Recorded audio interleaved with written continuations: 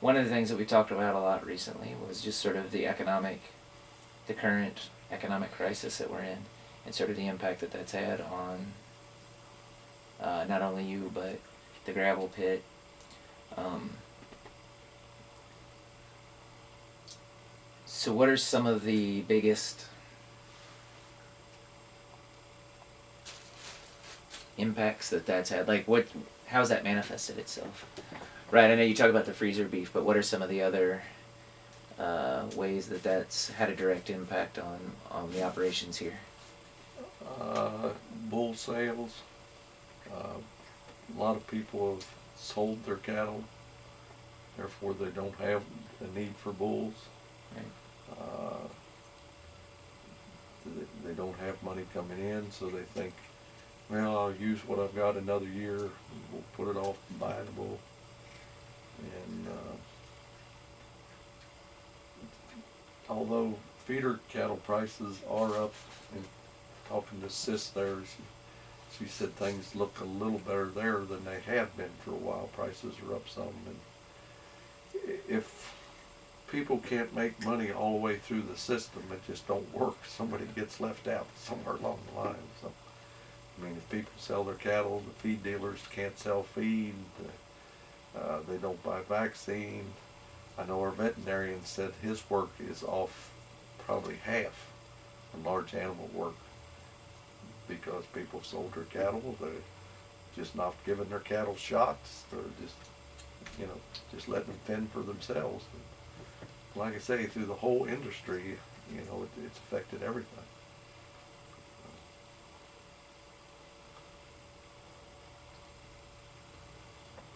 That's just the cattle, and then the tobacco.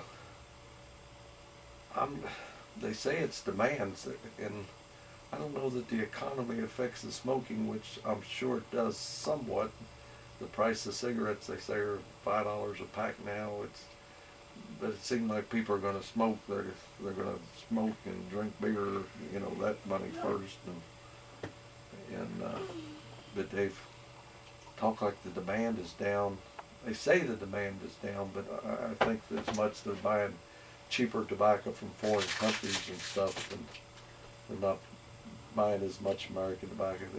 They even sent out a disc saying that it costs you $1.87 a pound to raise tobacco, but because the price of fertilizer and fuel down, we're going to cut the price of what we're paying.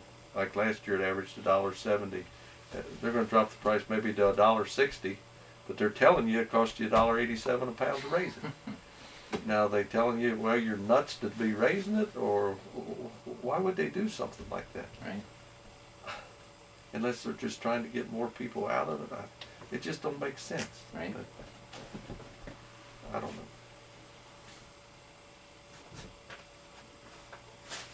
How has it impacted, like, you go to the, hey, I need for you to go to the living room and draw.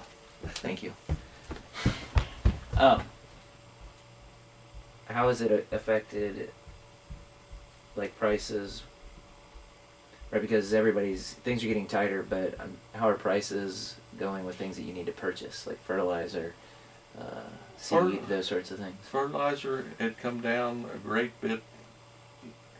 amount from last year, but it started back up now.